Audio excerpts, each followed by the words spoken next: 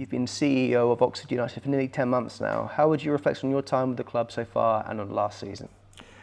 Well, I think the best way I can describe it is challenging, and it's probably no less challenging than I was expecting, although I think the reality is nobody really would look back on last season and think that we don't need to improve and don't need to have a really long, hard look at what went wrong last season. And I'm using those words really carefully, what went wrong, because as a club I think we've spent many years doing a lot right, but I think we've probably been a little too kind on ourselves with respect to the things that don't quite go as well. And I think it's important that we recognise that, we look back and we try and correct it and try and continually improve on what we do.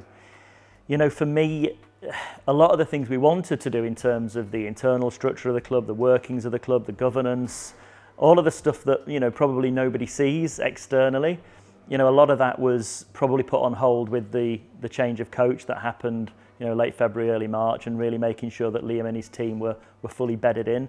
And I think we're only really now getting round to being able to really hit that hard. And so I think it's probably been a year where some of the things that we wanted to do as a management team have had to take a little bit of a backseat as we've focused on the first team, but I make no apologies for that. It was absolutely the right thing to do. So this is the first pre-season you've had with the club. How have you approached that?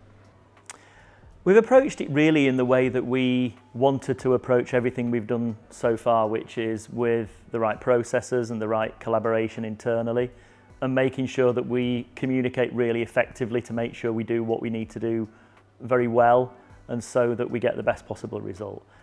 But that's also within the confines of the budgets that we're setting and the budgets that our board and ownership have set to us. And so that means that we've got to act very carefully, even though I think we've done exceptionally well so far to get the players in as early as we have. And I think we've got some 5 new players out here on pre-season, which, you know, frankly is a really impressive effort by Ed Waldron and his team, and also, you know, with the support of Liam and Chris and the rest of the backroom staff to be able to make that happen.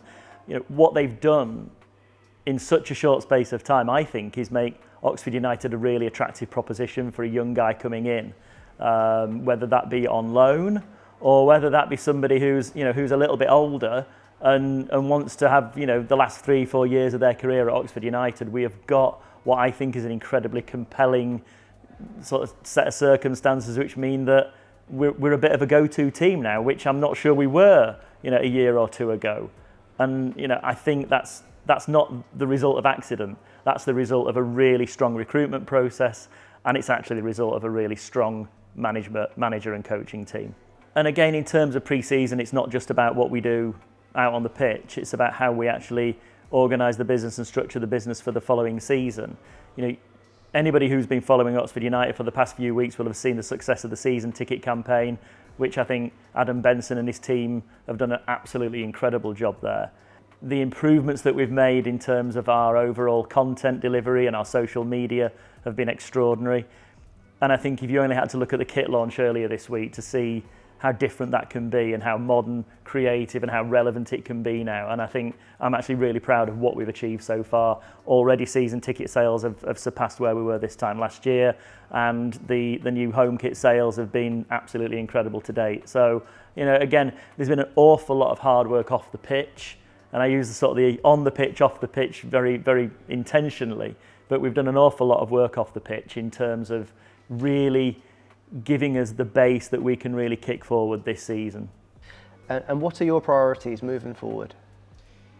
It's about making sure that we've got the best men's first team that we can possibly have within the budget that we've got, and within the overall constraints that we've got. You know, no football club in League One is a bottomless pit, or very few anyway, and we're certainly not one of them.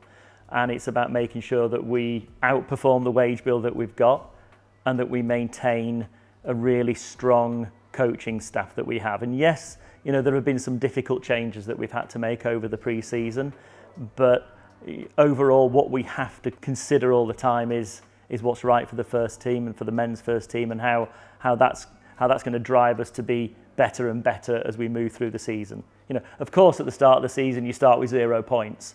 All we've got to do is make sure that we accumulate as many points as we possibly can and push to be as high in the table as we can at the end of the season. In terms of where we are off the pitch, for me, it's really about one of the objectives that I set the club the day I joined. I want us to be the best run football club in the Football League. And that means taking a really long, hard look at processes, governance, how we do things, risk management, making sure that that underlying foundation of what we are as a business and how we run as a club is absolutely the best that we can make it. You know, something that Adam Benson and I have been working very closely on is how we engage more meaningfully with our fan base. You know, and this isn't about engaging, I'm sorry to say this, but engaging only with the people who can afford to sit in the best seats in the place. This is about engaging with absolutely everybody within the fan base and also actually within the overall Oxfordshire community. And that's important for a couple of aspects. It's incredibly important for how we connect as a club to that local community.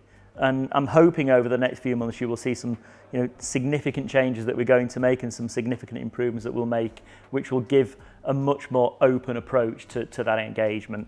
But it's also really important for the stadium project that we've got. And I don't want to say too much about the stadium project that hasn't really already been said, but we're already into a very, very extensive phase of engagement with the local community.